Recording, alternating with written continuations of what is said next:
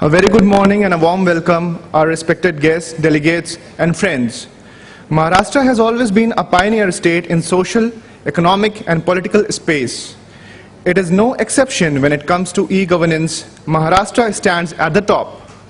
The first e-Maharashtra Leadership Summit, held on April 27, 2012, elicited response from the governance circles, private industry, the community of thought leaders, and other stakeholders in e-governance space. Continuing with its commitment to bring thought leaders from across the world on a single platform, eGov magazine is organizing the second edition of e-Maharashtra Summit based on the theme of steering e-inclusive economy. The two-day summit will put a spotlight on exemplary initiatives and achievements by Maharashtra in efforts of taking government at citizens' doorsteps. E-Maharashtra Summit aims to facilitate active knowledge sharing, showcasing of existing e-government initiatives in cloud computing, data centers, ICT in education, ICT in health, smart cities, and role of Aadhaar, etc. To help us materialize the idea of this summit, many organizations and institutions have collaborated with us and supported us in our endeavor of developing the concept of the summit. May we please have the privilege of offering our facilitation to all the dignitaries with bouquets. I request Dr. Ravi Gupta, CEO, Elets Technomedia Private Limited, to kindly welcome our guests, starting with Dr. J.K. Banthia, Chief Secretary, Government of Maharashtra. Dr. A.B. Pandey, DDG, UIDAI, West, Government of India. Mr. Rajesh Agarwal, Secretary IT, Government of Maharashtra.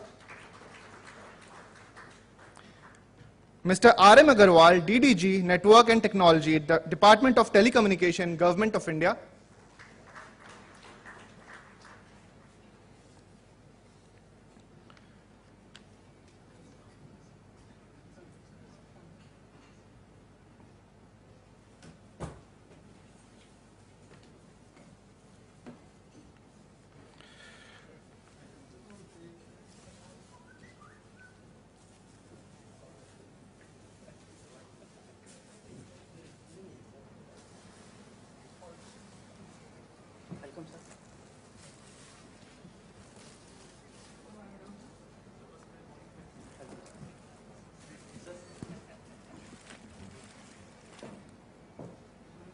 I would now like to invite the dignitaries to light the lamp and inaugurate the e-Maharashtra 2013.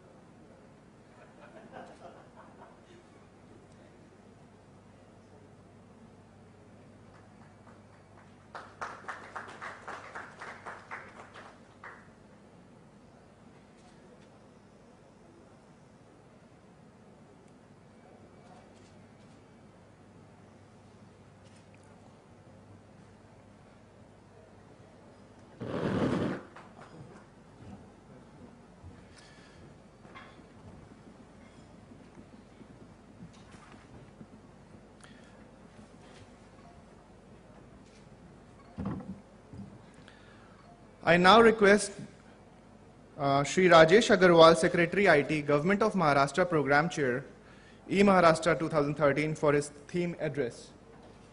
Sir, please. Morning, everybody. We'll change around the sequence a little bit. Chief Secretary, sir, has to go after some time, so we'll request him to first speak. I will only say that Ravi Gupta and his team, very enthusiastically, since about a decade, they have been writing about e-governance across the country. And despite many ups and downs in this field, they have kept a very positive theme, focusing on the good things which are happening across the field and good outcomes. So while we see criticism all around of many projects, so Ravi Gupta and his team, the entire eGov magazine, eHealth, digital learning magazine, and all this stuff, so they have focused on the positive aspects. So last year also we had a similar conference at Yashwantrao Pratishthan, and which got very good response. So this year again, we are partnering with them to bring this two-day conference.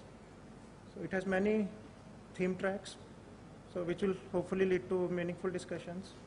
I am postponing my presentation for about half an hour and requesting Chief Secretary sir and then Ajay Bhushan Pandey sir to first speak on these issues. Welcome, sir. Thanks, Rajesh. The organizers here and my dear colleagues, Mr. Ajay Bhushan Pandey, Mr. Agarwal, Sir Rajesh Agarwal, Mr. Agarwal from Delhi and Mr. Agarwal from Mumbai.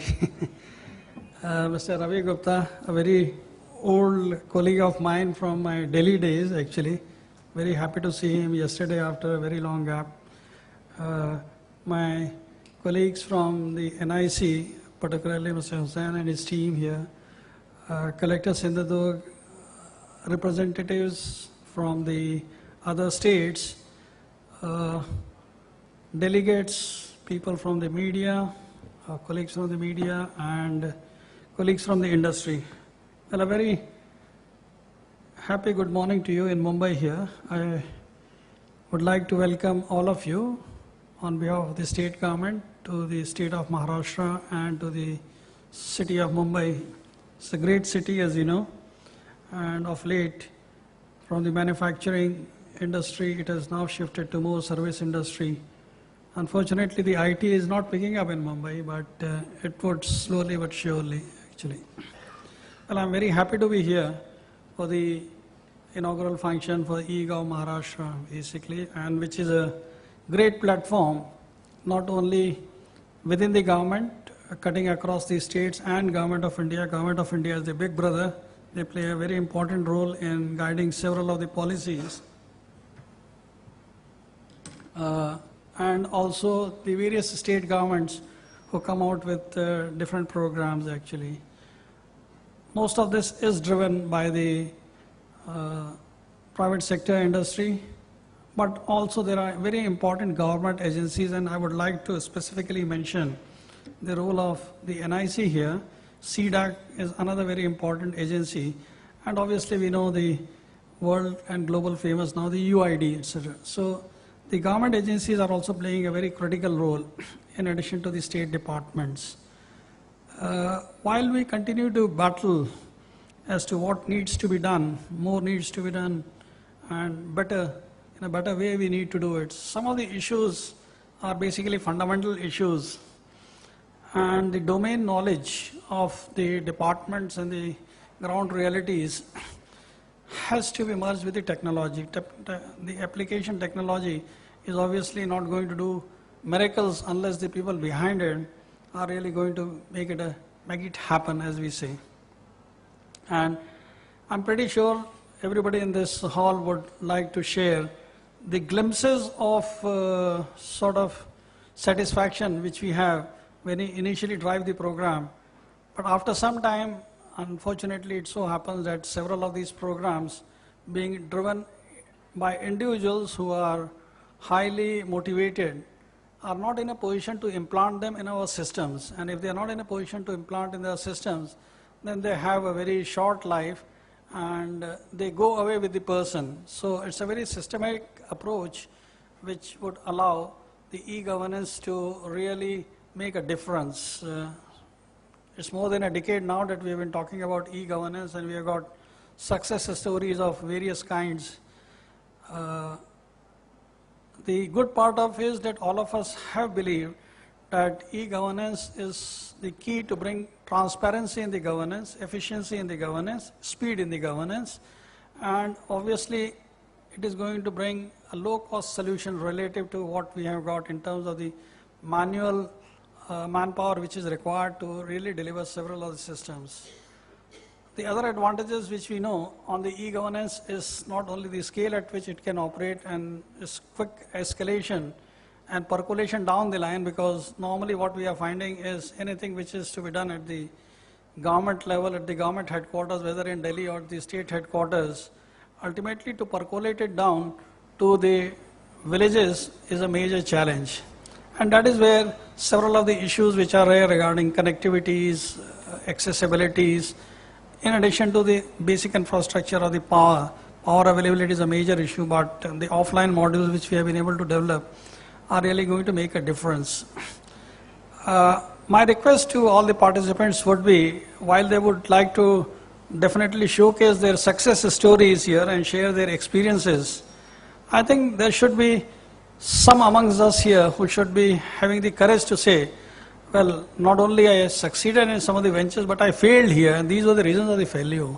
And if you have the courage to say that, and how you've been able to overcome these challenges, it's going to make a big difference, because success stories are viewed from our point of view. And we have been asking the departments here, particularly led by Mr. Rajesh Agarwal, get an external audit, external validation of the claims which we are making. For example, not only we are talking about the principal stakeholder, the public at large, how they are viewing all these e-governance initiatives, how do the public representatives at different forums perceive this? Now, if the public representatives at various levels, whether they are the members of the Gram Panchayat or the Panchayat Samitis or the municipal corporators as we have them, or the elected representatives at a higher level in terms of the MLAs and the MPs, if they are with us on board, it would make a big difference. And that evaluation, unfortunately, we do not have for several of the programs, except once in a while in a typical speech, we would talk about the e-initiatives. I would also like to mention here that some of the key departments which will be driving the e-governance programs will be in terms of an institution. Obviously, the collector's office is one of the most important one, and we have got a bright young collector here, my colleague Virender Singh from Sindhudurg, who is going to talk, I'm pretty sure, about his e-office initiative in the district of Sindhudurg. But what we have realized increasingly is it's not the collector's office alone at the district level which needs to be going into the e-governance modes on a wholesome basis, but the Zilla Parishad, that is the CEO of the Zilla Parishad, and the municipal commissioners, and most importantly the superintendent of police. Now, unless we have got a full package over there, we are not going to make a difference in an area of excellence of islands, as we call them. The collector's office itself is a large enough office at the district level, but not the only office, and that is going to make a difference. And the beauty of the Sindhudurg model has been that it is not a lateral invasion of the e-governance, but it is a top-down approach from the collector's office right up to the village level officers. And that is the importance of this, etc. So the backward linkage from the lowest revenue official to the collector's office, cutting across the tehsildars and the SDOs and whatever we have, has been established. The next step is the forward linkage to the divisional commissioner and the various departments in the government. But it's a great effort. Hopefully it will be sustained and multiplied. And the good part of that story of Sindhudurg has been that we got now 2 more districts, Jalna and Nandurbar, if I remember correctly. They're also trying to do it. And it's important to understand the amount of effort which goes into each one of these projects and how it is driven by the individual initially, who creates a team around him or her, and then actually it is taken up. Unless there is a full team, it's simply not possible. And for this particular effort, we would like to put on record our deep appreciation and acknowledgement of the NIC team from Delhi and from Mumbai, actually. Without their support, it was simply not possible to do this. So it's a win-win situation when Government of India and its outfits join hands with the state governments in any case, etc. And the state government here does not include only the secretariat or the mantralaya as we call here, but right up to the field level here, sir. Now, I would like to specifically mention some of the key areas which I'm pretty sure my colleague, Mr. Rajesh Agarwal, and some of the other representatives from the various departments are going to talk about. So I was mentioning about the key departments. And to us, finance department is one of the key departments really driving this program.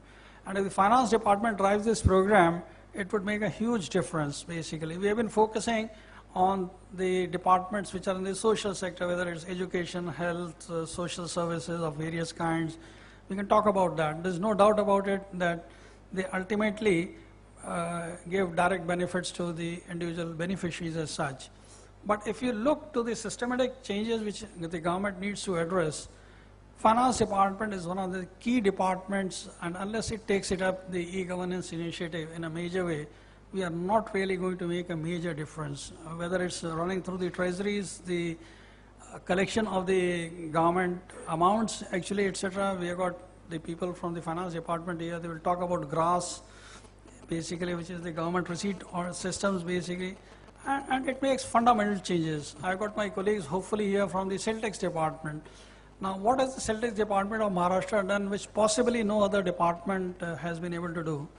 While you continue to get online information from all your vendors and business associates, etc., what it has been able to do is put up a business intelligence unit. Now, unless you've got a business intelligence unit, we are really not going to able to use this data.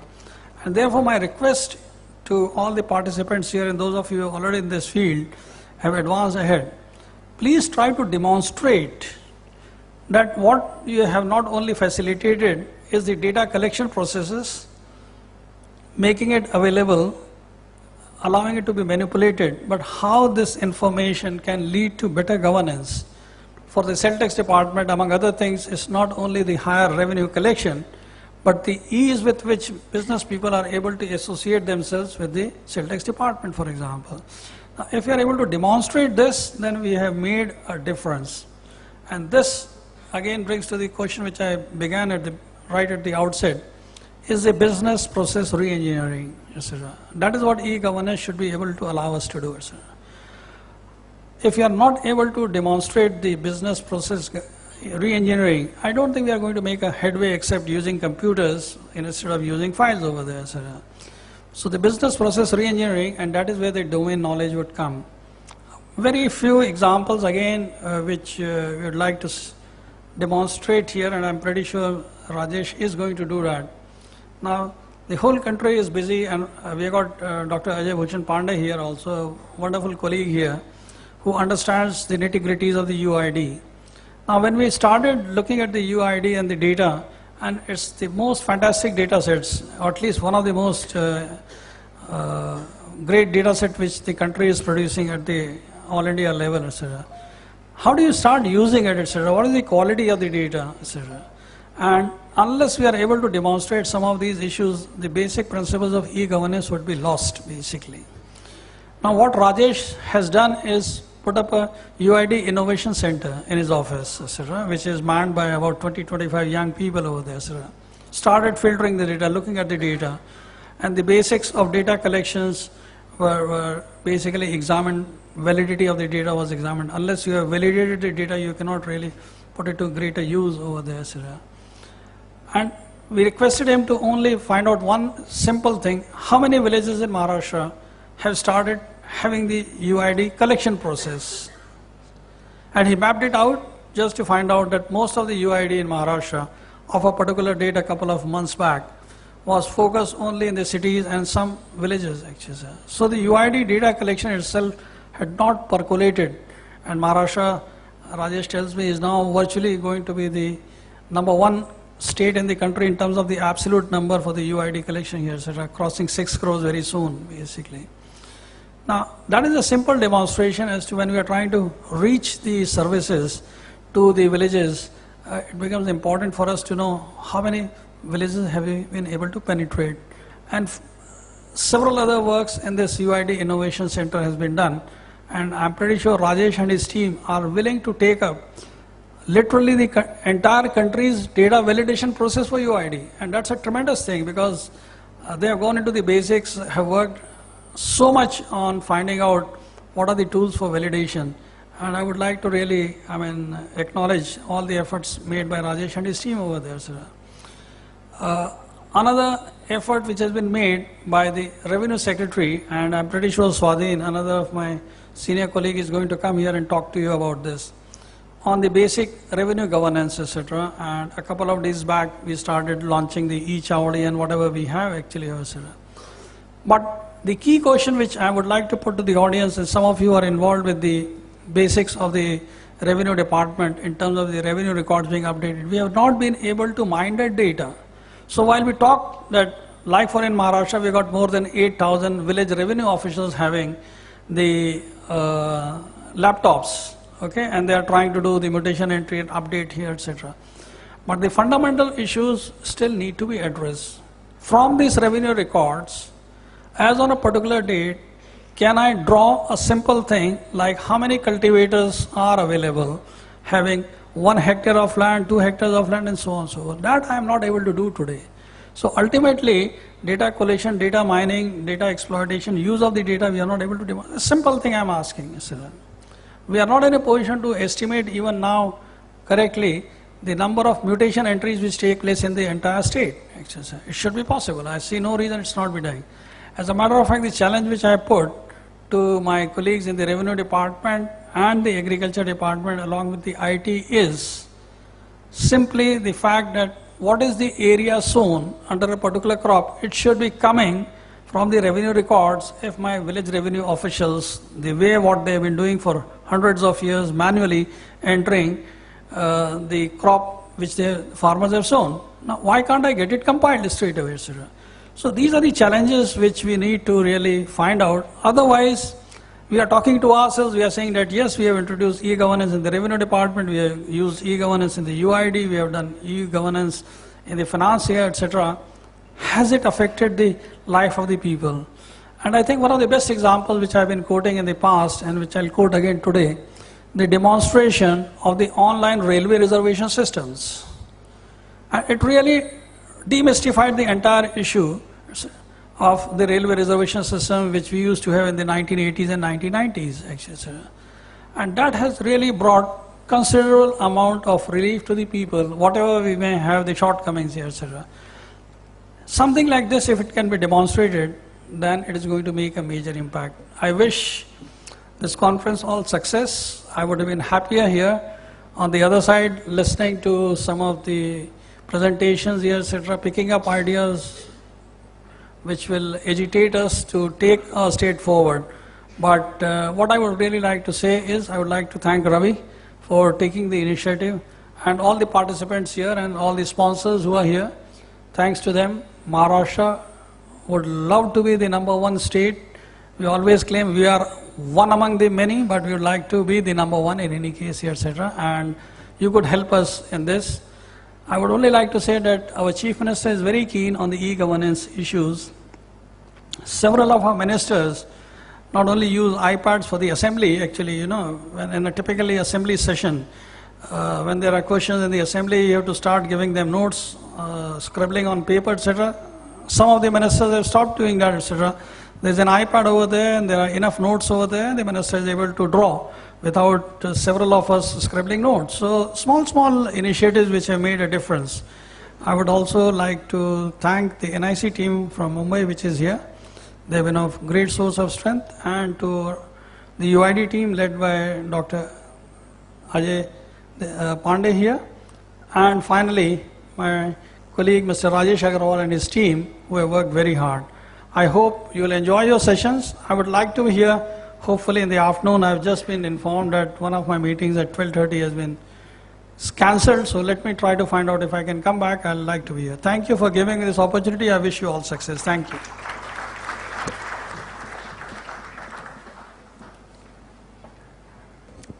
Thanks, sir. I think it was a great, inspiring speech.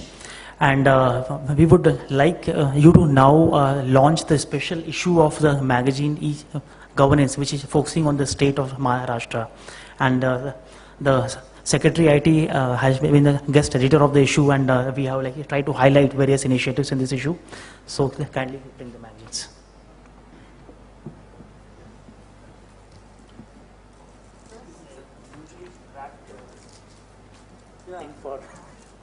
So, a lot of effort has gone into cutting. Otherwise, I find the chief minister, etc., tearing it apart and then making life difficult.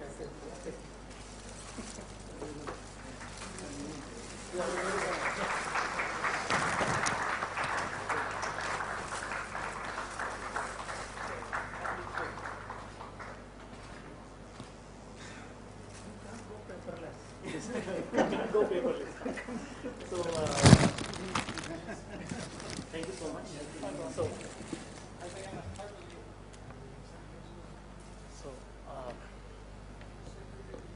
Chief Secretary Sir has a meeting, so he might be leaving any time soon. So before that happens, may I request Shri Ajay Bhushan Pandey ji, who is the former Secretary IT of Government of the Maharashtra, and in many ways he has like laid the foundations of various things which were seeing in ICT in this state, to kindly come on the stage, and he is now leading the UID efforts of the state. Welcome, sir.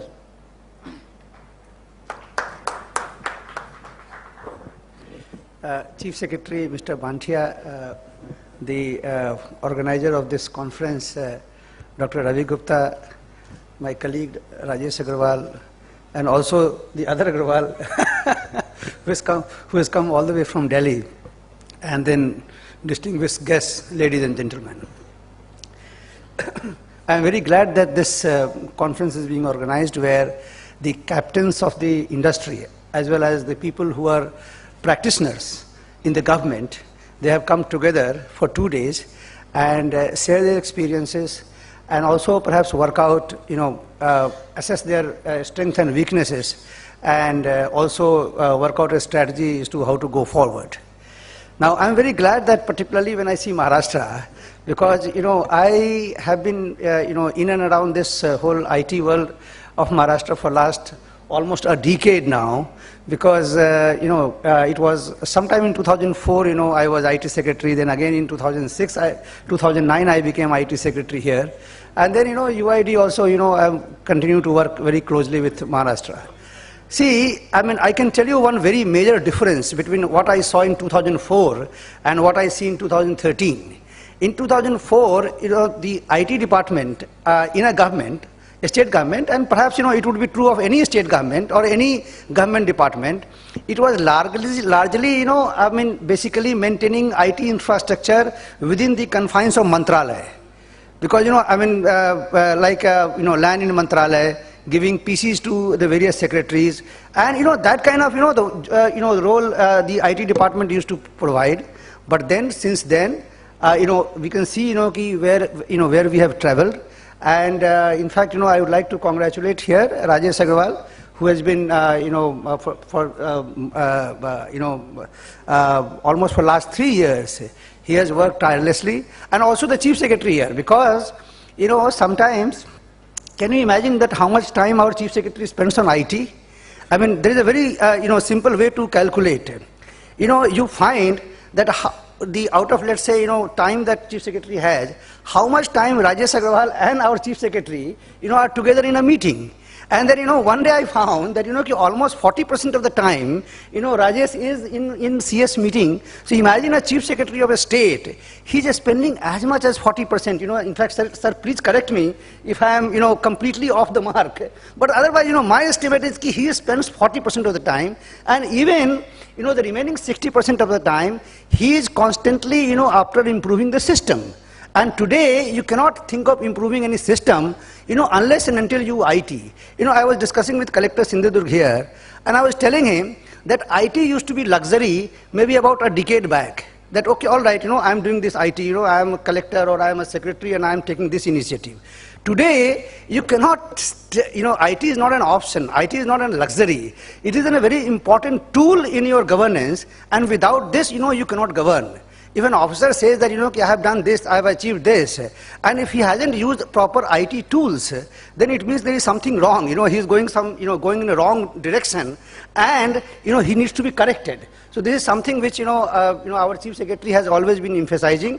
And, today, when we say that, Maharashtra is on the forefront of the, in the entire country, I mean, it's because of that. I'll give you a small example.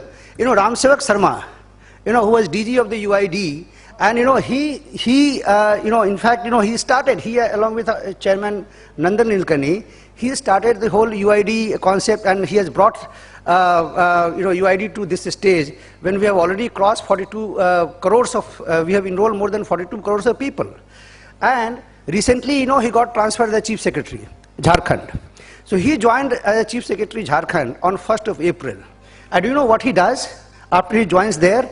I mean, there are many states in the country, but he rings me up, he rings Rajesh Agrawal and says that, look, I have joined as the Chief Secretary, and he comes with full contingent of all his secretaries and visits Maharashtra for 2 days, and to understand that, how Maharashtra is, using, e-governance in the, entire development model, in the various department systems and so and so. And this he does in the first week of joining. Yes, sir. Yes, sir. Okay, sorry, I have to build this actually. Sorry. Thank you, sir. Yes. So, what he comes to Maharashtra, and he, in the first week of his joining, and this is what he does. So, I mean, naturally, while working as the DG of UID, he understood that, what Maharashtra has been doing, and it is something which we need to learn. So this is something which, already, that is where the Maharashtra is. But, again, it's not that, we should be very complacent that, all right, we have reached that level, and then, that is where we should be. There is always a tremendous scope for, further journey, in any organization. Similarly, in Maharashtra also, lots of things have to be done. And, I can, based on my own UID experience, in fact, my perspectives also have changed over the last few years. Today when I see that, in terms of technology, in terms of, the data storage, in terms of bandwidth today, I still remember that, in 2004, 2005, even getting a 64 kbps line was very difficult. Today, you have a Wi-Fi, you have a mobile phone, you have a 3G, now the 4G would be coming, so the connectivity is hardly any problem today. Even the rural areas also, I mean, my impression is that, wherever, a mobile phone is working, there is actually mobile phone is nothing but a compact PC. I mean, in fact, it's more powerful than more powerful than a PC. So wherever you have that, you can be connected, and then, all services can be delivered, the system can be improved. So therefore, the distances, connectivity, those things are not, that big an issue as it used to be 10 years back. Similarly, in terms of storage, in terms of computing power, in terms of, software, in terms of application, things have improved tremendously. Even about the, the manpower, for example, the people who are working in the offices, about 10, 15 years back, see the age profile. The people who are there, I mean, they need to be told that, look, they need to be trained that, this is what, the computer applications are, this is how, one has to learn the application. But today, the younger generation, which are joining government jobs, they seem to be quite comfortable with it. They don't require any additional training just to handle computers, right? So basically, we need to capitalize these developments in terms, as a connectivity, data storage, computing power, and the manpower, and take it forward. Another very important thing, once I was observing is, in UID, today, in fact, yesterday's figure I can tell you that we are enrolling 15 lakh people every day all over the country. 15 lakhs, 1.5 million people are getting enrolled for the UID every day. And I'm sure that many of you, you would have got enrolled yourself, right? Now tell me, when you enroll, you give your proof of identity, you give your proof of address, we take your biometrics, we take your photograph, and we also take your iris, right? And also we ask you to fill up the form. The whole process takes about 30 to 35 minutes or maybe 40 minutes some places, or maybe some places 15 minutes, right? You know, I mean, yes, there is a lot of crowd and a lot of improvements can be made, you know, we are aware of that. But imagine, you think of any other government service today. You know, tell me, you know, which, let's say, you know, you apply for pension, for example, or you apply for even passport also, for example. Now, if you see the amount of information that they collect, you know, would not be either vastly, you know, more than what we collect. You know, I mean, pension, I gave an example, passport, I gave an example, or you want to apply for, let us say, your building permission, for example, right? Now there, what do you need to provide? You need to provide, you know, the land details and then also building plan, and then you have to submit to the concerned authorities, right? Now the question is, these are, you know, some of the, or for example, you know, again, I take example of day-to-day life ration card. When you apply for a ration card, what do you give? You give your proof of residence and then say that, you know, you want a ration card, right? Similarly, if you want to apply for a voter ID card, similarly you give some information and in return you want these services, right? So I was wondering that, you know, look, you know, if, you know, in case of a UID system, you collect so much of information, right, so easily, and then today, you know, we are in most cases, I would say that in 95% of the cases, we are able to generate UID within 15 days, and you are aware that, you know, when we generate the UID, how do we generate UID? Your data is compared across, you know, everyone in the database. For example, today we have generated around 42 crores UIDs. Whenever you enroll, your fingerprint and your iris and your photographs are matched against the database of entire 42 crore. And then, you know, we decide that, you know, you should be given the UID. So when all these things can be done in 14 to 15 days, and then, you know, today you have a system of e-Aadhaar, where your UID is posted on the internet, and then you can download that your UID card directly and print it and keep it in your pocket.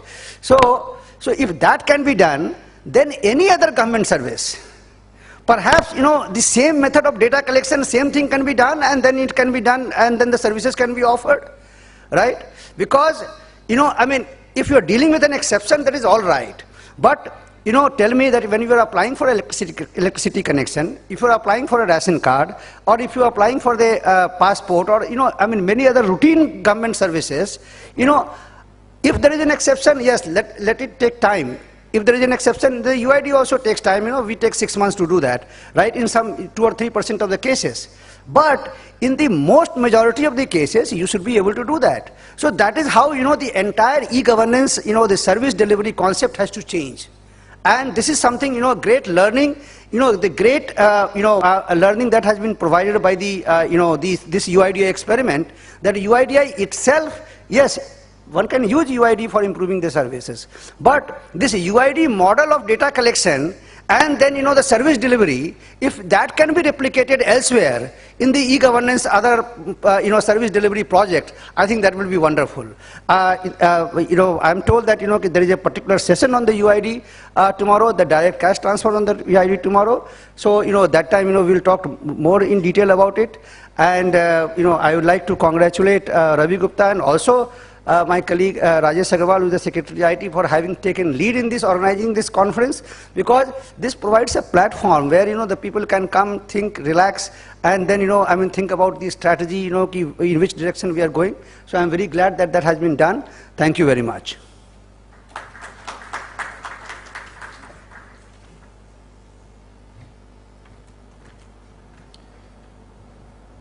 I now request Shri Rajesh Agarwal, Secretary IT, for his theme address. Okay, not a problem. Please come, sir. Dr. Aram Agarwal, DDG, Network and Technology, Department of Telecommunications.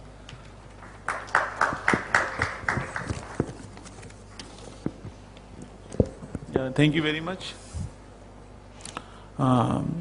Respected Shri A.B. Pandey, DDG, Unique Identification Authority of India, Shri Rajesh Agarwal, Secretary IT, Shri Ravi Gupta, Editor-in-Chief, E-Governance.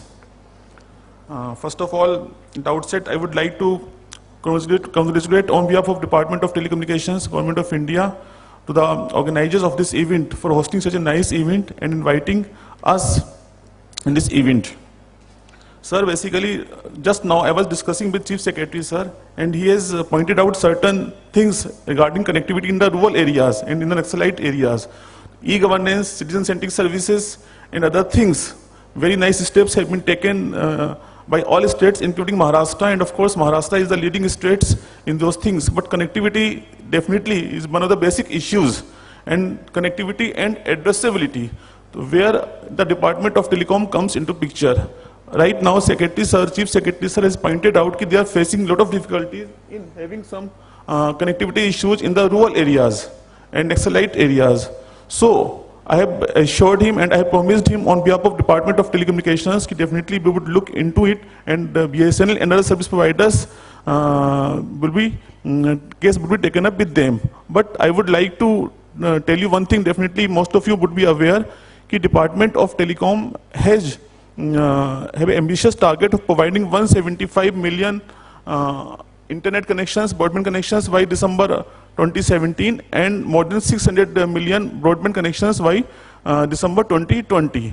So once those things are met, definitely connectivity won't be an issue. And of course, these things would be done through National Optical Fiber Network, where each and every village panchayat would be connected on the optical fiber network by the December next year, 2014. And of course, I think by March 2014 itself, more than 2 lakhs village panchayat would be covered. So connectivity issue would be taken care of through National Optical Fiber Network. And second issue for providing connectivity is the addressability. I think most of you may not be aware that this IPv4 addresses, as telephone numbers, mobile numbers are given a unique number. So similar basis, internet, broadband are given the unique IP addresses, and those IP addresses have already been exhausted. Once IPv4 addresses have been exhausted, security agencies want unique identity addresses to be given to individual IP broadband users. Right now, each and every address is being used by more than 10 data users, 10 broadband users, 10 internet users. So, problem of identifying the source is there with the security agencies. So for that, the Government of India has released one roadmap in July 2010, so that IPv6 adoption may be taken in the country. And after having primarily achieved the objective of the first roadmap, sensitization of all the government departments, service providers, state government departments regarding adoption of IPv6 in the country, now we have come out with the second roadmap, where mandates have been given for IPv6 adoptions throughout the country. And of course, this adoption includes so many partners in the ecosystems. And of course, I would like to share with the certain details as far as state governments and central governments are concerned.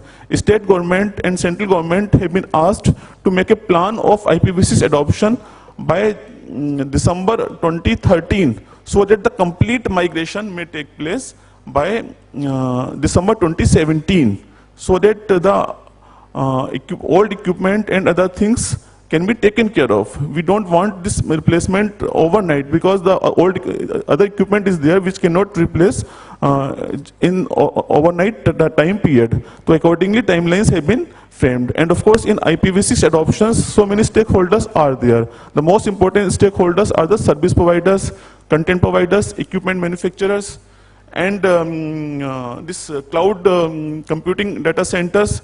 So as far as service providers are there, service providers are ready, but contents and equipment means the end equipment is not ready. So for that, Department of Telecom is coordinating with all the concerned stakeholders, and we are trying to see that all the timelines are met. But definitely, to have the citizen-centric services, to have the e-governance, to have the best performance, seamless services, this IPv6 adoption is must, so that the seamless services may be provided across the country, as far as an urban and rural digital divide may be overcome. So, so just to see it, this aspect of IPv6 adoption may be done throughout the country. We have made a task force, and in the task force, so many organizations are there. Through those organizations, we are holding continuous meetings, we are holding workshops. Even on 1st of May, this workshop was organized, and it was inaugurated by the Honorable Minister of Communications, by Shri Kapil Sibal. So my only point is this: key department is taking all steps to provide the IPv6 adoption throughout the country. And IPv6 adoption is not only for the addressability, it provides a lot of innovative applications, whether it's a smart grid, a smart city, intelligent traffic systems, e-educations, e-health. And studies have provided that at least 30% power is saved once we adopt IPv6 based power system in the country. Japan, I have visited Japan, and Japan is a country where a lot of good things have taken place. They claim that they are able to save at least 35% energy in the power sector itself. So once we adopt the smart grid IPv6 systems, so these things would be taken care in the India. So for that matter, we are taking up case with the state governments to have some pilot projects, and I am sure with this lead in the smart cities, power sectors, and other systems, as I am seeing the topics of the seminar, the topics are providing. We are taking care of the education, health, smart city, e-transactions, and other things. So once we adopt some pilot projects, so these things can be replicated, and exact benefits can be reaped by the state government. So I would request Shri Rajesh Agarwal, who is taking lead in the country by making Maharashtra the complete e-savvy state. So I would request, sir, kindly have some IPv6 based projects so that those can be reflected in the other parts of the country. And of course, by adoption of the IPv6, we can have the open, safe, and sustainable growth of the internet, so that the continuity can be maintained. Otherwise, once we continue with the before systems, those things would be broken, and we can't have the seamless internet system. So the state of Maharashtra is among the top 3 states as regards to the number of mobile and mobile subscribers, and in view of the fact that the mobile phone is the fast transiting itself in the, into the communication devices. So finally, I would say that this summit is a very welcome initiative by the government of Maharashtra with the help of the e-governance. And DOT would provide the full support as far as connectivity and addressability is concerned. Thank you. Thank you very much.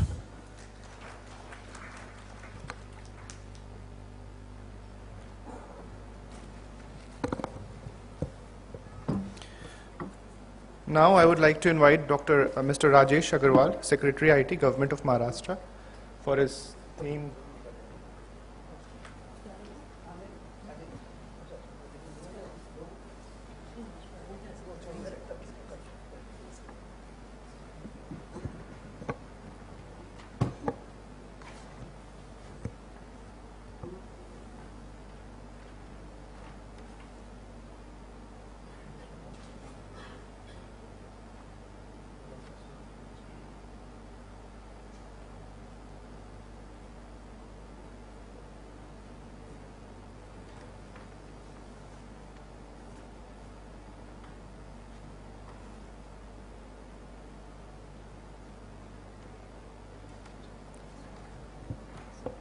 Normally I hate PPTs, but maybe somebody in my team thought that I stray far, so they have made some kind of framework for me to speak.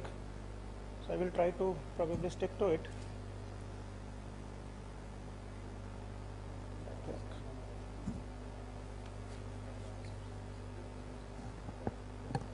Okay, we have been maintaining lead in the C stuff since about a decade.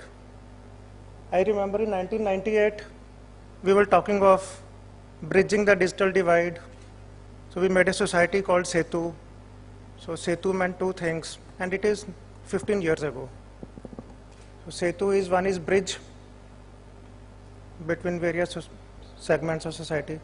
And Setu also in Marathi, they said it means Sevetun Samadhan. So electronic Sevetun Samadhan. So focus on e-transaction, focus on front end at the collector office is going electronic. Because many bad things happen when a neutral front end is not there. When citizens have to meet a lot of government guys, so it's not a very pleasant interaction. So that is where a neutral private sector run, computer run front end called Setu. So this was thought of 15 years ago. So that has resulted in, and also having dynamic secretaries like Mr. Ajay Bhushan Pandey and many others in between. So that has resulted in having a good foundation, state maintaining its leadership role in various reports prepared by various third-party agencies. And right from 98, 99, we have been winning a lot of awards in e-governance, various departments, transport, finance, so many others. So we were counting awards last month, about 2 months back. So we reached 55. So we could count up to 55. And I think 2 months ago, CNBC awards, so that was our 56th. So where we proudly said, ab tak 56. So now we have crossed 56, probably 57 also. I think it's about 60 now. So that's not the end of the story. That's just the beginning. As Chief Secretary said, e-governance has been very personality driven. Probably it's in the nature of e-governance projects. You get a good team leader in some department in IT, but mainly in department. So in department, you need a champion who looks positively at IT, either a minister or a bureaucrat. And then those projects come up. Many times the teams changes, the projects basically fade away. So to systematize, to internalize the changes, it is essential to have a good policy framework, a legal framework in place, capacity building, so expanding from the leader to everybody in the department, then a very systematic funding framework, so that funding does not dry up. Institutional framework, a lot of committees, organizations, then core e-governance common infra. So till now, 3 pillars which have been talked about are state data centers, the SWAN network, and the basically the source, state data center, the distribution channel, the SWAN network, and at the point of the retail network, the CSCs.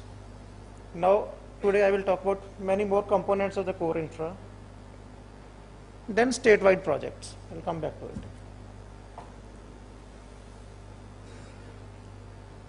So we have been focusing quite a bit on UID. We'll come back to it in details. SDC, SWAN, CSC, SSDG, District E Office, e-procurement. Yeah, come back to this. And a lot of other departments.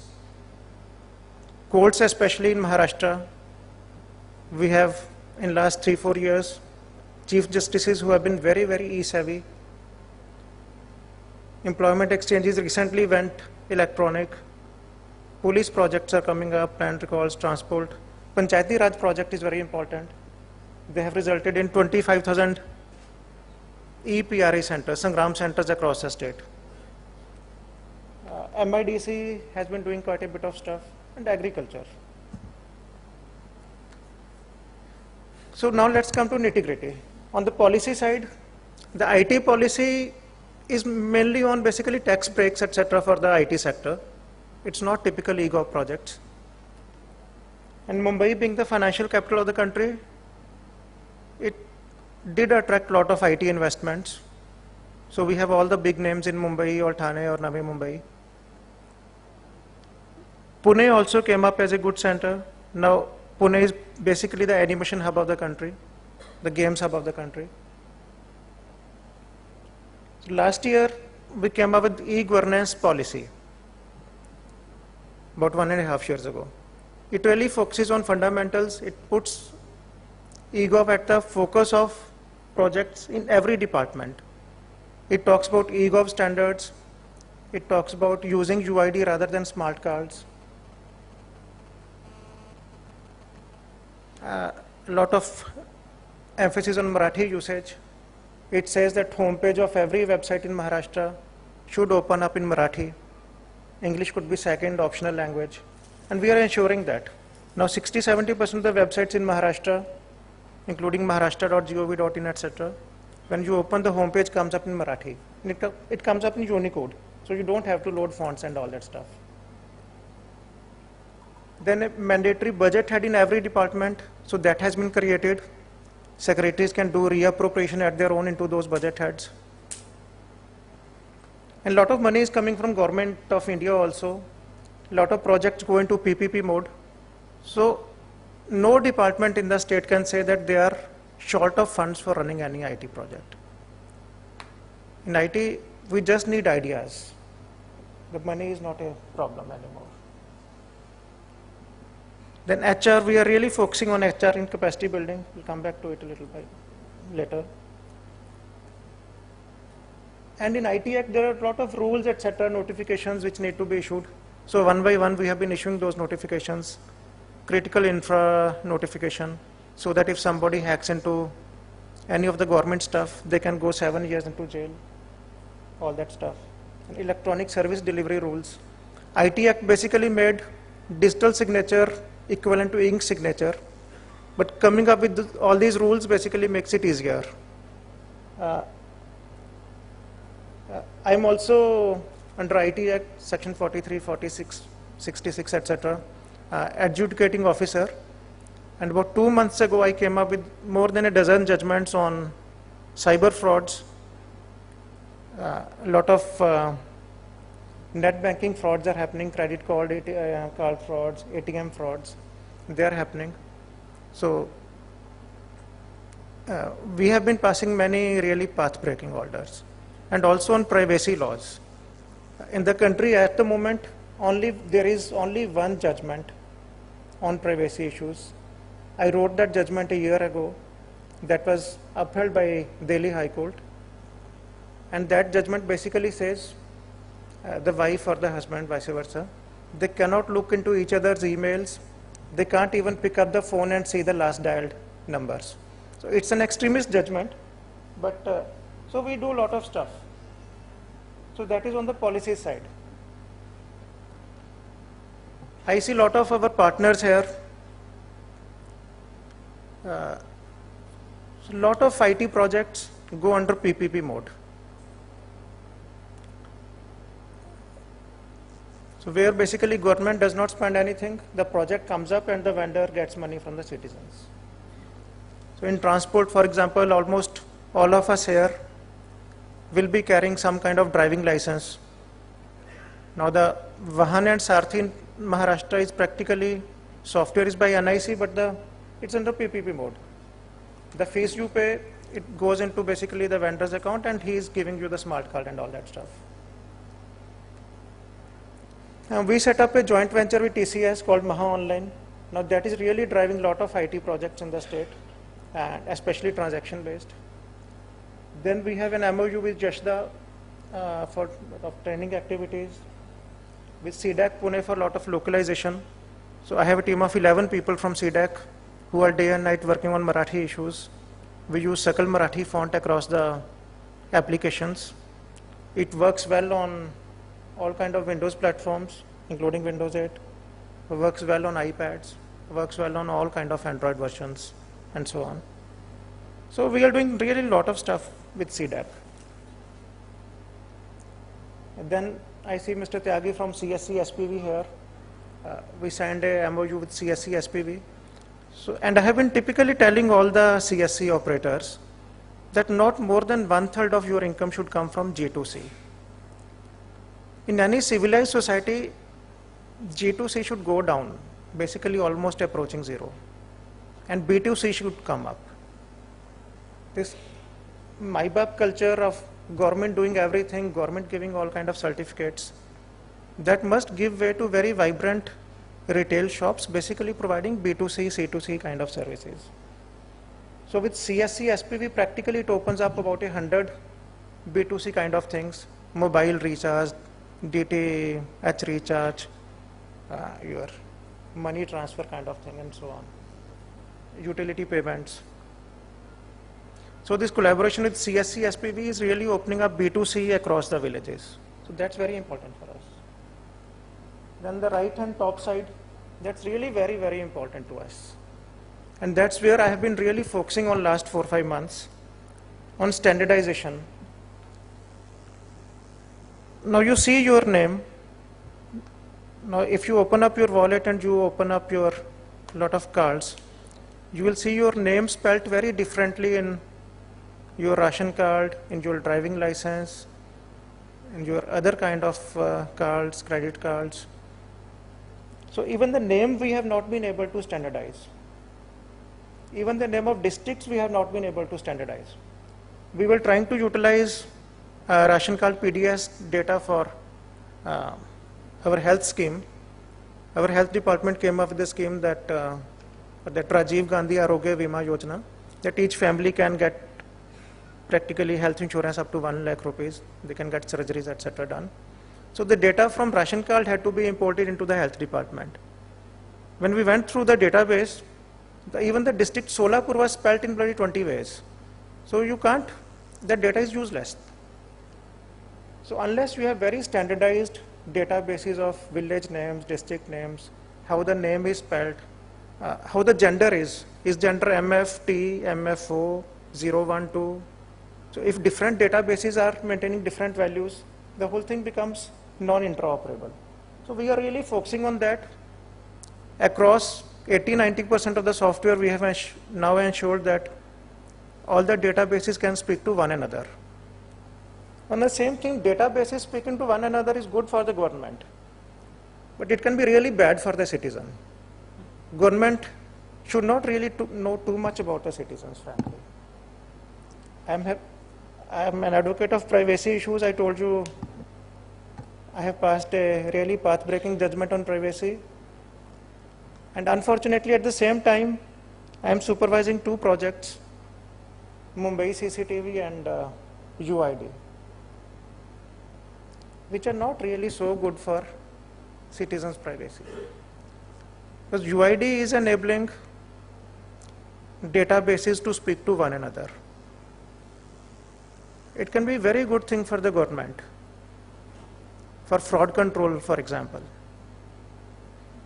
Now we are seeding UID into various databases, and in e-transactions I'm talking about smart forms, that somebody goes to a CSC, gives his UID number, his name, address, photo, etc. come up. Then he says, I want an income certificate of 20,000 rupees per annum. But at the back end, the databases talk to one another. If MSCB database, electricity database is seeded with UID, that pops up, throwing an alert that this guy's electricity bill per month is 2,000 rupees. How the hell he can claim to be having an income of 20,000 per annum? So databases talking to one another makes things smart on the government side, slightly bad for the citizen. Anyway, so we are making databases talk to one another, and the fundamentals behind it is 2. 1, eGov standards, and second, seeding every database with UID. And second is localization. We still have too many fonts, actually hundreds of fonts. Long back, I was in Election Commission of India in 2004, 5, 6, etc. Unicode was just coming up. So I attempted to convert, and we had the voter list in 15 languages. So we tried to convert the entire country's voter list into a standard superset kind of database, and in Unicode. And I found in Hindi is used across 15, 16 states. Hindi, we had more than 300 fonts in the voter list. So it was a huge effort. Now in Marathi, we have more than 5, 6 very popular fonts. So which private fellows, which government fellows all across, they use all these 5, 6 fonts. There are actually 30, 40 fonts floating around, but 5, 6 fonts make up of 90–95% of the market. So getting them into Unicode is quite a challenge. But now almost all databases of Maharashtra government, almost all websites of Maharashtra government, they are in Unicode. I'm not saying Unicode compliant. They are in actual Unicode. So that's very important. And especially when more and more kind of devices are coming up, Now we are moving away from desktops. About 4 months ago, in our country, a critical thing happened. The internet traffic over mobile phones, it crossed over from the internet traffic on desktops. Today, probably 60% of the internet is seen over mobiles rather than on desktops. So the things have changed. So unless you are in Unicode, all your tablets, iPads, Samsung tablets, your Blackberries and iPhones, they won't show Marathi properly. So having Unicode is important, and we are ensuring that. Now WCAG, that's very important. And today also there is it's an important day for accessibility. Today is Global Accessibility Awareness Day. So 9th May is called Accessibility Awareness Day. On the computer, what does accessibility mean? So if somebody is blind, how does he use your website? So if you are a developer or if you are a vendor making website for Maharashtra government, so please sit in front of the desktop, shut down the monitor, because the blind fellow cannot see the monitor, so please shut down the monitor. Now to use mouse, you need to see the cursor position on the desktop. The blind fellow cannot see that. Please remove the mouse. So what remains? The CPU and the keyboard attached to it. Maybe you can attach speaker phones or headphones. Now use your website. Try to read what is on the web page. Try to listen to it. Try to do the input using keyboards. So how do you get the output? The monitor is off. Printer is practically off. You cannot see. So how do you get to the output? So that's what we are doing. It's a fantastic thing. Very, very few people in the country are attempting to do this. Though the law says we have disabilities laws in the country, we have guidelines on WCAG, Web Content Accessibility Guidelines, nobody is following it. Nobody in Government of India, no mission mode of Government of India. This is absolutely violative. So unless the courts take up, send a few people to jail, this is not going to happen. In US, if you don't follow Rules 504, you go to jail. It's as simple. In India, it is total violation. And since today is Accessibility Awareness Day, I am speaking a bit more detailed about it. What we are ensuring is all our websites, they can be used by blind people, and in a day or two you will see a newer version of maharashtra.gov.in. I wanted to launch it today but got stuck up in some work yesterday. So probably tomorrow we are going to launch that. Even present website of Maharashtra.gov.in is almost level A compliant. So tomorrow we may launch a site double A compliant, which no website in the country is.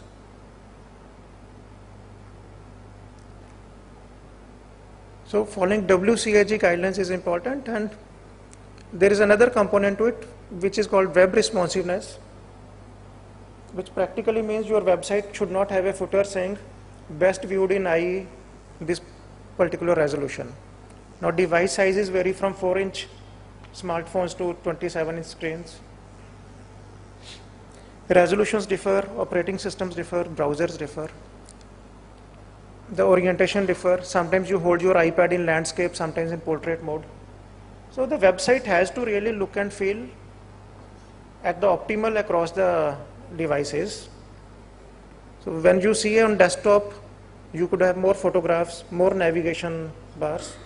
When you see the same website on your iPhone or any other smartphone or tablet, photographs could drop out, navigation could be different.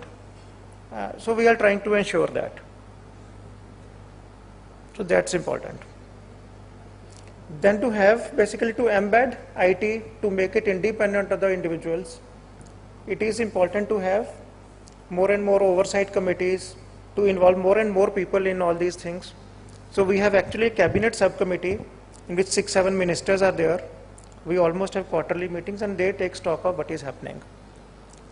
For all IT projects of all departments above 5 crores, We have a high-powered committee chairman chaired by Chief Secretary.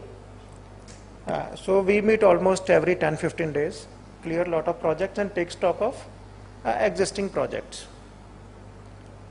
Then between 10 lakhs to 5 crores, we have project implementation committees headed by secretaries of those departments, in which my team, DIT team, NIC team, finance team, industry team, etc., outside experts, they participate and clear those projects and take periodic review of those projects. So this system of PIC committees, HPC committees, that is ensuring that projects sustain beyond individuals. That is very, very important.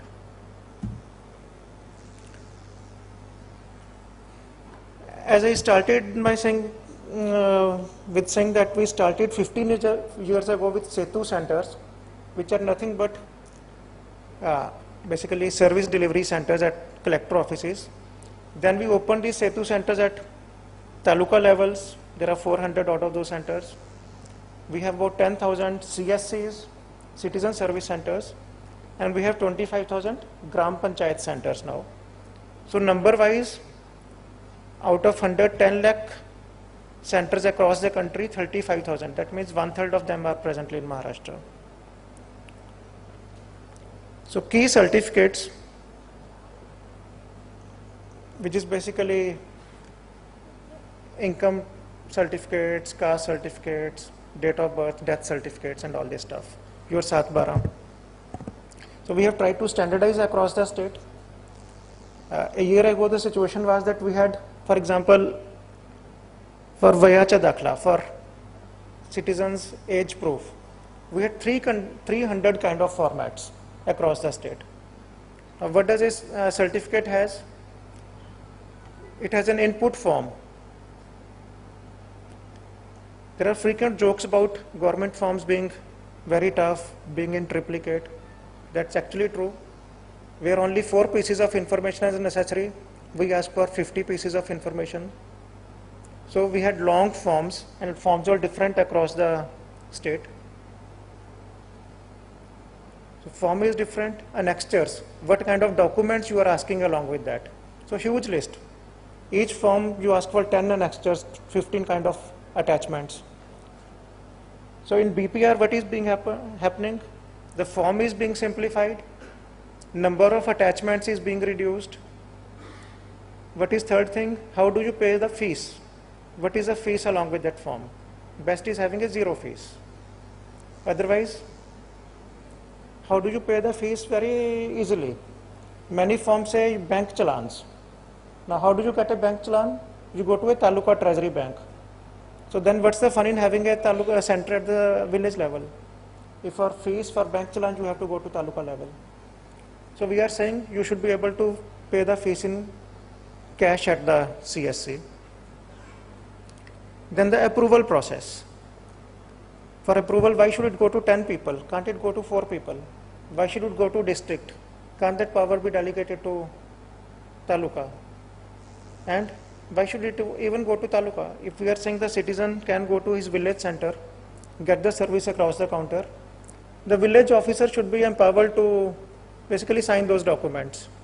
So this is what Anna Hazare calls Lokshahi, decentralization. So what does Lokshahi mean? Everything happens at the village level. And the final 5th thing is the output. So how do you get the output? Now different methods of getting the output. For output, let us say a driving license, or your vehicle registration, or a passport. Do you again have to go to government office, or can you get it couriered home? So do you pay 50 rupees extra and the courier comes to your home? So that's better. Much better is getting a digitally signed thing which comes to your email box. So all these 5 components, we are doing BPR. So for these 16 major certificates which make up 80% of the volumes, we have done the BPRs. Last year we did about 12.53 crore e-transactions. Now is it a good thing or a bad thing? I have been, while in DIT people are talking of lot of e-transactions. They are saying, we will evaluate your performance, state performance on the number of e-transactions you do. So in a all-state meeting in Hyderabad last month, I said I have a different definition of e-transaction. It should stand for eliminated transaction. So the best government is which works minimal, which sticks to a very fewer areas in citizens' life. So how do you reach eliminated transactions? I see a lot of consultants sitting here from my team. So let's make it a bit interactive. So any 2-3 examples of eliminated transactions. Naveen, Collector Varda is here. So rather than e-transaction, how do we go to eliminated transaction? I will give a hint. Till last year, during admission season, the rule was in 11th, for admission you need to give domicile certificate. So with many collectors got lot of accolades that they set up camps to give certificates on the spot in 1 day, 2 day. Then somebody at the Mantralaya level said, why the hell do we really need this? If a kid has passed his 10th exam from Maharashtra, let's do away with domicile. So the e-transaction got converted into eliminated transaction.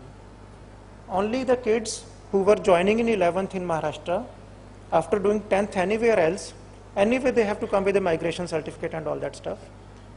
So this was eliminated. So more and more departments, I see a lot of people from many departments. So rather than e-transaction, we should go one step ahead. We should go eliminated transaction. So just eliminate all those forms which are needed. Or in the meanwhile, there is another method on the parallel setup, online transactions. Citizen does not have to come to even the CSC center, sitting at home or cyber cafe. They fill up forms, upload them, scan them, and get back, make payments through payment gateways, and get digitally signed certificates in their emails. Or if it is utility payment, etc., they don't have to go stand in line. Just make the payment from ATMs, from online web portals and all that stuff. So that is our focus.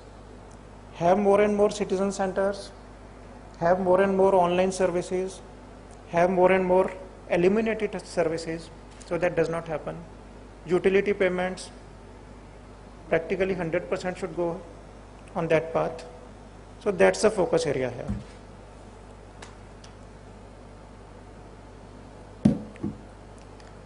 So UID, Mr. Ajay Bhushan also spoke about it.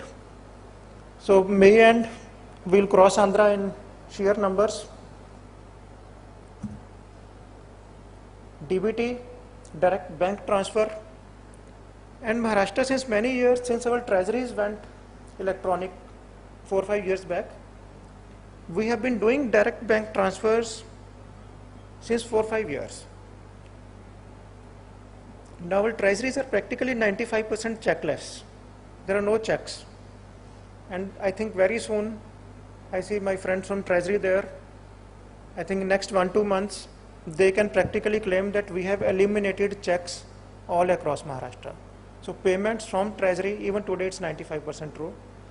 Payments from treasury to beneficiaries like student scholarships or old age pensions, to government employees, salaries or pensions, to vendors getting contractor bills,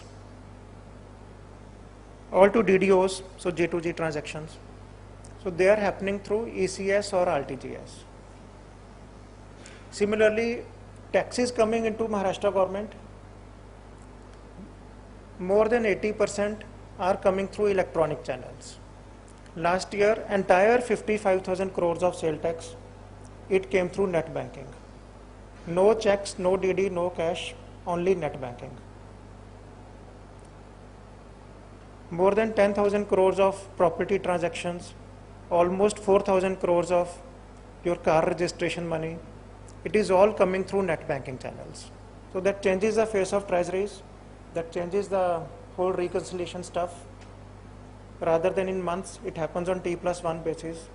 RTGS, it happens basically 3 times a day. So that changes the game. And if the citizen to pay his taxes or to get payments out of the government, they get it sitting at home and nothing like it. So that's a game changer. Now in DBT linked to UID, what is happening is we seed bank accounts with UID. So rather than pushing money into bank account, we can push money into UID numbers. So to push money, for example, a scholarship on old age pension, I need not know even the bank account of the fellow. If I know his UID number, I can push that money into that account. So that's what is called Aadhaar Payment Bridge, APB linked direct bank transfers.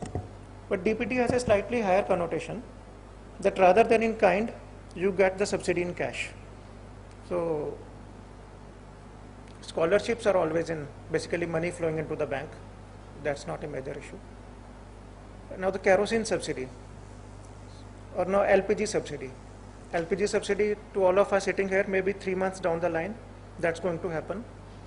That even the first 9 cylinders will have to pay full 1,000 rupees.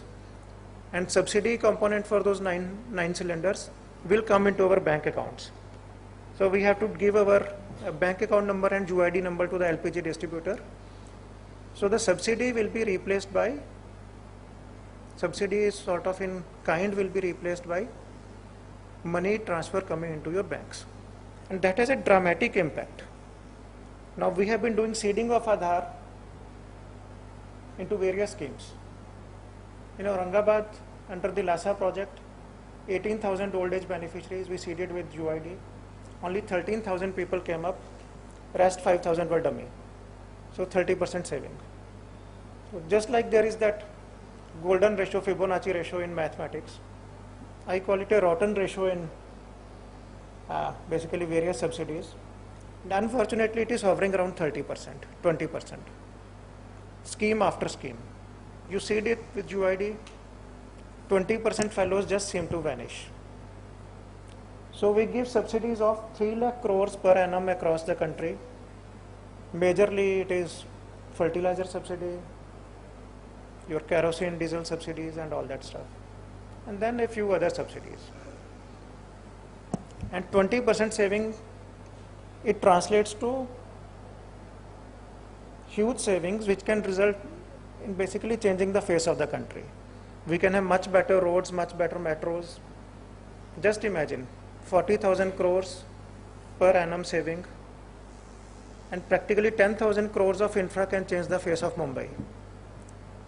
Just imagine 40,000 crore saving at least year after year, just by seeding every subsidy scheme with UID, just to weed out the dummy numbers. So it's dramatic. Another thing what UID is doing is financial inclusion. Very, very few people in this country have bank accounts. There are very, very few bank branches in the country. There are extremely, extremely few ATMs in the country. We have 2 lakh cities and 6 lakh villages in this country, and the number of places with ATMs runs into just tens of thousands. So what is happening under UID is, or under DBT scheme is, everybody is opening bank accounts. A circular of RBI of 10th December 2012 says Aadhaar letter is equivalent to your proof of identity, proof of address. That's a game changer. Banks are being forced to open bank accounts of every Indian. Then after bank account, money should flow into your bank accounts. That's what DBT does. Then you should be able to withdraw your money. So more physical bank branches, more ATMs, and more business correspondents. Now, banks have given orders of practically more than 1 lakh ATMs across the country. Those ATMs are being put in place. So that's going to be quite a game changer. Opening of bank accounts, pushing money into bank accounts, being able to withdraw your money near your home. So that's what the UID is doing. Apart from seeding data bases, making them talk to one another, making them smart databases, weeding out duplicate names, and third and most critical benefit, basically having a basically electronic money based economy rather than cash based economic system. You can go through this data. We have a UID Innovation Center. All of you are welcome to see it. It's next to my room, 5th floor on XC Mantralaya. And we are doing real great stuff there. deduplicating databases. And in fact, one idea came from Ajay Bhushan Pandey sir here. We are seeding every citizen's UID data with their bank account and then pushing 1 rupee into it. So we tell our bankers, please push 1 rupee into this big list. And this goes to banks servers, it goes into at the back end NPCI mapper. So that entire 1 rupee transaction gets complete, 5-10% bounce back in first instance, then we do all those corrections. And then this data is available to all other departments for giving more sums of money. Other departments, social justice can push blindly their scholarship into these accounts because money has been tested, 1 rupee has been tested, the account is seeded, bank account is there, Aadhaar is there, person's name is there, everything is tested, it's on the NPCI mapper. So that's great. Then AUA, we have set up our own online authentication unit. So in the state, what we have done is, I'm copying the entire UID database from Bangalore, the demographic data plus the photographs of citizens. But I am not downloading fingerprints and iris. So I am immune from data losses in that sense. I'm not unduly worried. So I'm holding the data which is already in public domain. And authentication happens online. I have spoken about it in quite a few forums that having smart cards is one of the dumbest ideas. When our currency notes can be very easily replicated, the smart cards can be very easily replicated. You can put a magnetic strip or a chip or RFID into it. So it makes it unnecessarily complicated. The whole UID concept is there is no card, it is just a number. You can tattoo the whole number into your arm, carry it around, or remember it in your head. And the authentication has to be online. That's the only way. Otherwise, UID card is simply not there. Whatever piece of letter comes at your home can be easily made on the computer. That's useless. So the only way of authentication is online authentication, server-based authentication. So we have our own system, all departments can dip into it, and that's also working quite great. So we are testing it out at registration counters, property registration counters, so that buyer and seller, they will have to put their fingerprint and get online authentication, so that Benami transactions can stop and other stuff. Other projects, I will skip this slide because throughout next 2 days, many departments will speak about it. We have been focusing on capacity building of everybody. So this workshop is a part of that entire effort. We are training our vendors, we are training our consultants, government officers, citizens, and all of you are welcome to go to this website, egovtraining.maharashtra.gov.in. We have the one and only course, online course on e-governance in the country. So it's an objective exam, subjective exam followed by interview, and it's a good experience. So you are welcome to go to this website and learn a lot about e-governance. Maybe you can all participate in this, maybe get certified. And if you pass it with distinction, we also give along with certificate 2,500 rupees cash. We don't give cash, we do RTGS. All of you are welcome to do this. And now the last 2 slides. We are doing a lot of back-end systems, and we have a friend from DOT here. He will be very happy to know that last week, our data center, we have gone IPv6. I was 4 years ago a member of IPv6 committee at the center also. So we are the first state data center in the country to go IPv6 practically 2 days back. Last year we took our own ASN number, IPv4 and IPv6 addresses from EPNIC. So we were the first state government in the country to have our own IPv4, IPv6 block. Then in fact, the National Internet Registry, which allots IPv4, v6 in the country, that's the most critical piece of internet infra in the country. That we could rest from Australians. So we are now running National Internet Registry from India, and my team wrote the software for that. So it's a national level project we did. and it is running from our Mumbai state data center. So the entire country's telecom companies, other companies, universities, individuals, they are getting these addresses from servers running in my state data center. And last week, we went IPv6 end-to-end. End-to-end means I have 3 ISPs coming into my data center: MTNL, Tata's, and National Knowledge Network line. We tested on all 3. Then it comes to our Cisco router running BGP. So it was tested on that. Then it went through our firewalls. Then it touches our VMware cloud. So that works on this IPv6 address. Now for citizens to remember my website, IPv6 number is impossible. So the DNS entry and the .in registry servers, that was made. So the DNS server in my data center run by Wipro, that entry was made. So end to end it has been tested. We have not left a single piece of the puzzle, and it tested well.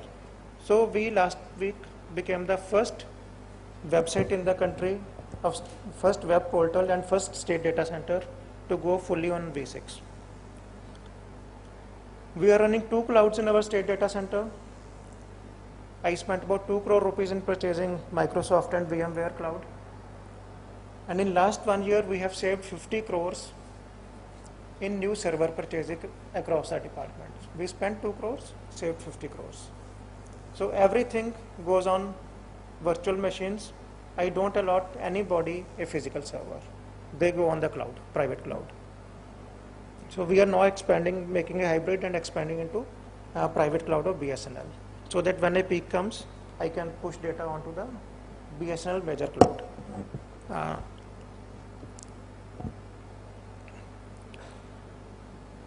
Then Swan, basically, we are using more and more for video conferencing.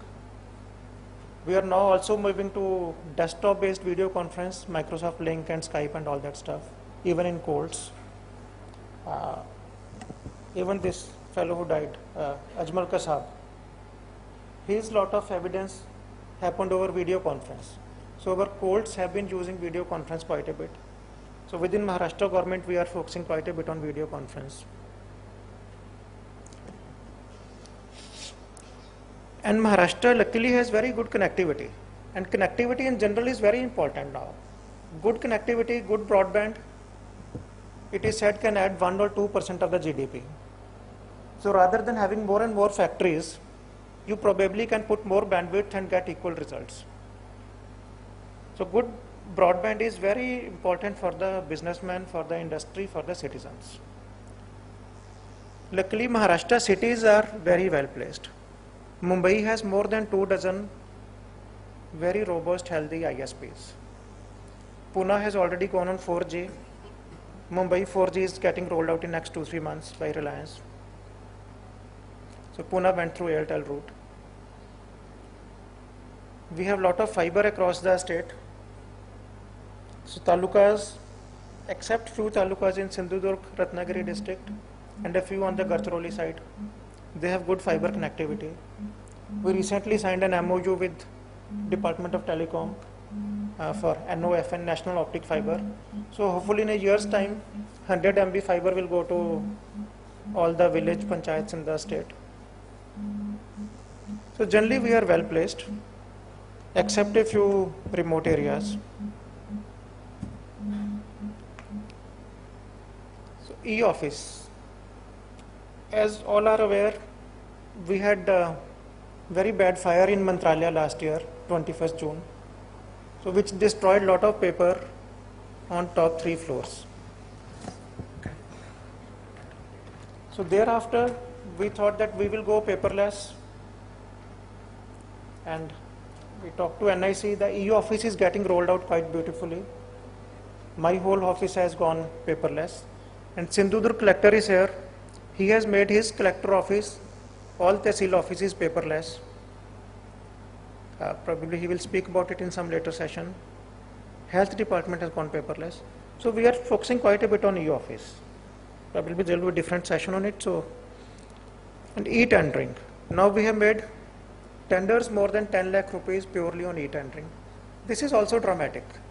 our experience has been that it increases the number of vendors from practically average of 3-4 to 5-6. And also it depresses the rates by 3-4%. And in last 1 year, tenders worth about 30,000 crores have been awarded on this. So you can do your calculation. So it is quite a good system.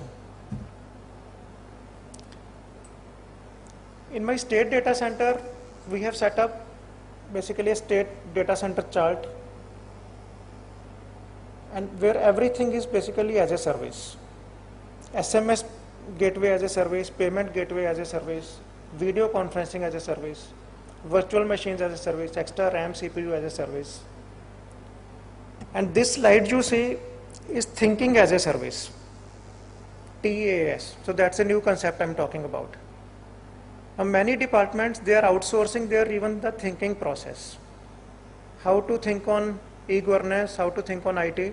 So we have created a team of consultants from all major 5-6 firms, KPMG, EY, PwC, Accenture, etc. So these young boys and girls, many of them MBAs and from IITs and all that stuff. So they go to various districts, various departments, and they're helping the collectors and the department secretaries think about IT projects. So here it is both a two-edged weapon. This is proving to be too good a tool, very good tool.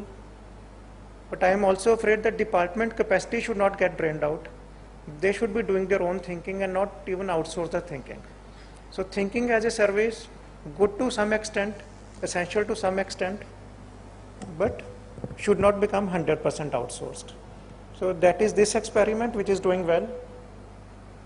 So we are maintaining dashboards, checking a lot of parameters. So that's about it. You can see my department website at it.maharashtra.gov. We have a very active Facebook page. So we get a lot of brickbats and good comments also. That's my official email ID. So Gmail, Facebook, Skype, you can connect me at this email. And I wrote a paper called eGov 0.0 about a year ago. I was sitting in a conference in Ahmedabad about a year and a half back in a conference called eGov 2.0. And I said, let's talk about fundamentals about 0.0. So this paper is quite dramatic. It's very critical of e-governance projects, but also tells about positive aspects. So that is on my personal website, ilovemaths.com/egov.pdf. If you have the time, please go through it. So I will stop here. I know I have overshot my time and kept you away from a tea break, but I thought it's very important that we basically set up this whole theme, that this is what we are doing, this is the way we are going, and I see more of basically family gathering here, only very few friends from outside the state. Most of my consulting team, departments from officers who we very often interact with, all our partners from industry who supply us hardware, software, other solutions from the financial sector.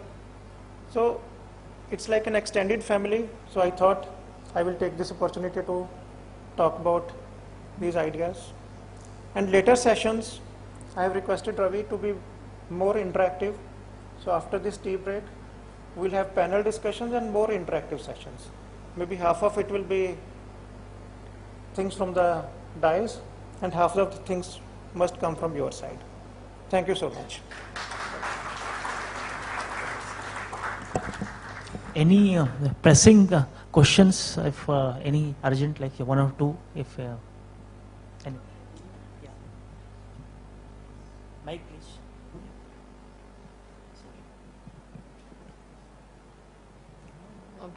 So you're talking about eliminated transactions. One of the major e-transactions are the land records. And people take the land records, if I'm not mistaken, for more so for the loans and other things. So I was thinking about eliminated transactions, and can we link the land records with the banking systems itself, with the Aadhaar and financial inclusion being happening through Aadhaar? Can we also integrate land records with banks and eliminate the transactions of land records themselves?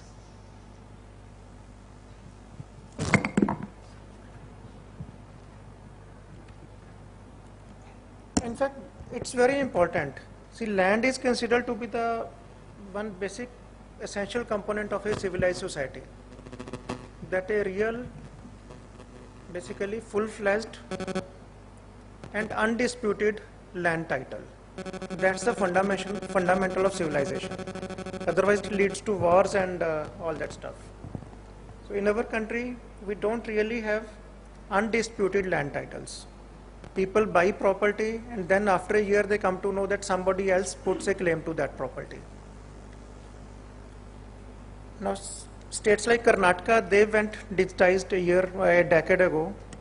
Now they are talking about digitally signed repository. But I give an example of our share market, this thing. We had the same problem with shares about a decade ago. You buy 100 shares of Reliance company, after a month you will get a piece of paper. After 3 months somebody will say, no, it's a wrong piece of paper. So when they went digitized, when our National Stock Exchange and BSE, they digitized the share market data, they went demat. So we don't have to go to even digitally signed documents. We must fully demat it. And when they dematted it, basically all the companies were asked to indemnify. That when somebody was converting that piece of paper into a demat certificate, the companies had to indemnify that now this digital piece of paper, this digital entry in the server, that cannot be disputed. It can be broken, 100 shares, you can sell somebody 5 shares and all that stuff. You don't digitally sign. Today you sit at your home, you purchase shares. They don't come physically to you. There is just an entry somewhere at the back of the server that now you are the owner of that share certificate. And there is no dispute. Nobody can ever say, no, I had claim to this share and so I can dispute it with you. The land market has to go the same way. That you want to buy something, you go to a server and that should be the end of it.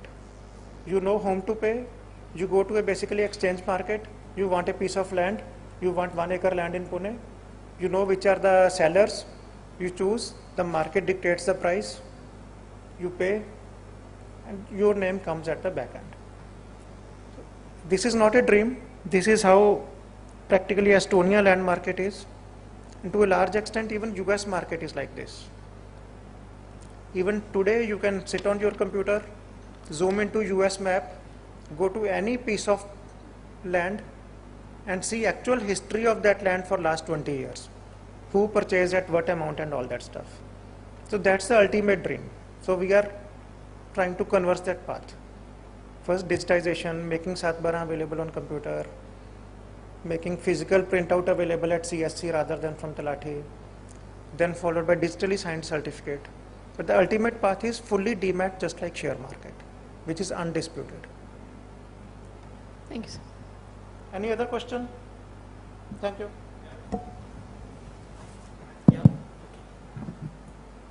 Sir, my name is Gautam Goradia. I have one question for you. You mentioned something about CCTV, but you didn't elaborate too much on that. I'd like to know what is Maharashtra government doing about law enforcement in particular, because there are two angles to it. One is about image capture from CCTV for law enforcement to be able to, once an incident has happened, and how information can be shared very efficiently. And the one angle about section 144, where societies are supposed to give a lot of information to the local police station, which is a very paper-consuming and time-consuming effort. So is the government doing, or does it have any plans to do something about that? Thank you.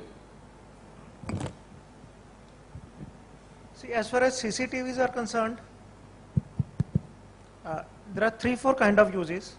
One is internally inside government office corridors, which sometimes old directives are also there, that they can result in basically better citizen interaction, maybe result in some decrease in corruption. CCTVs in hospitals, especially kids' wards.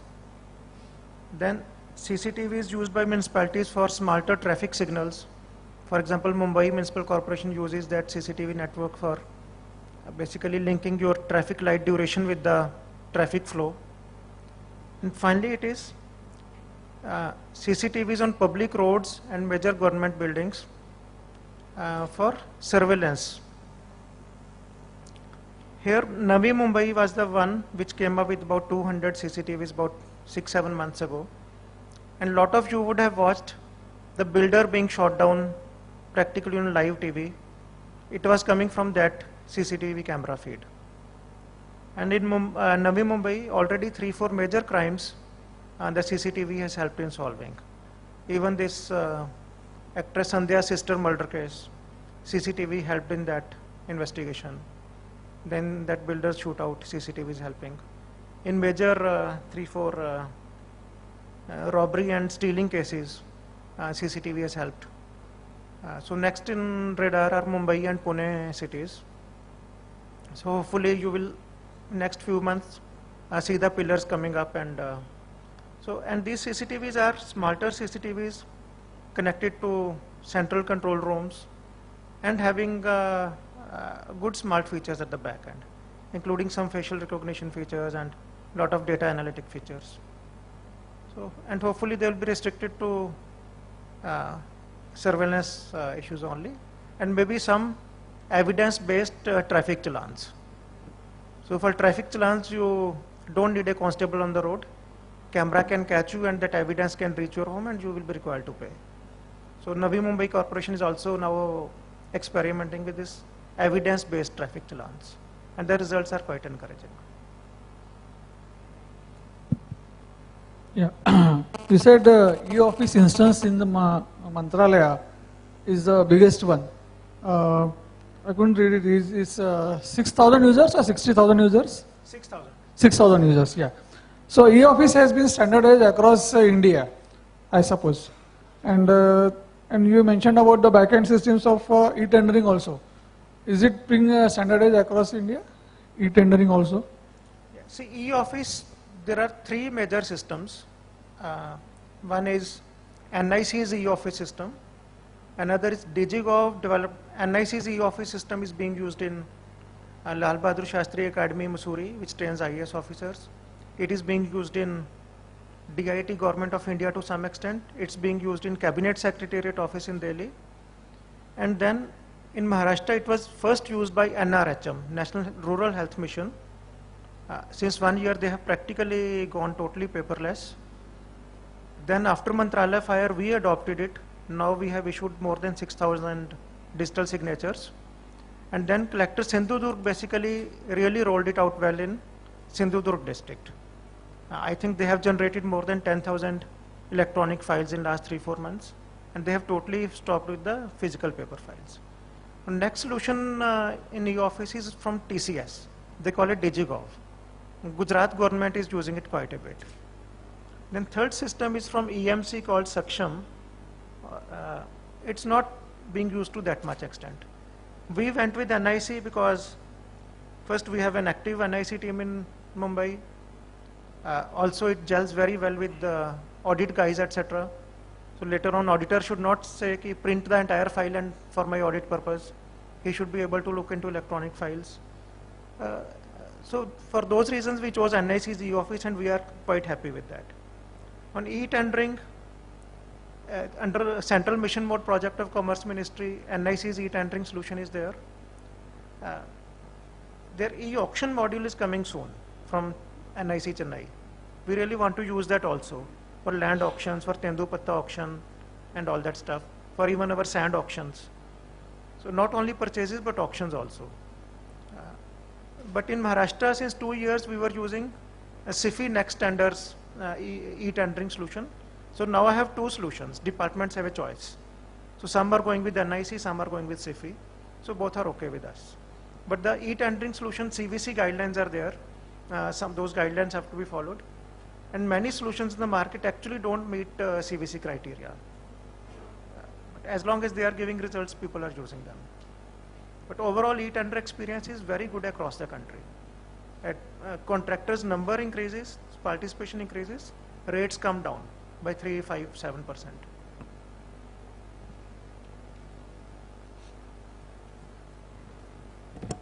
So if there are no more questions, I think we can end this session here.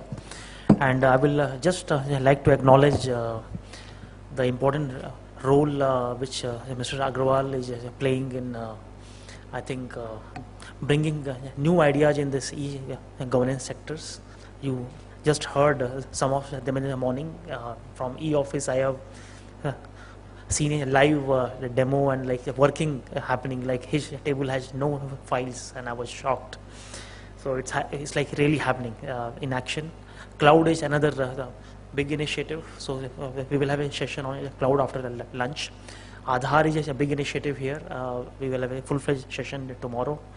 And the government is looking at implementing CCTV and smart city solutions. So we will have a session in the evening today.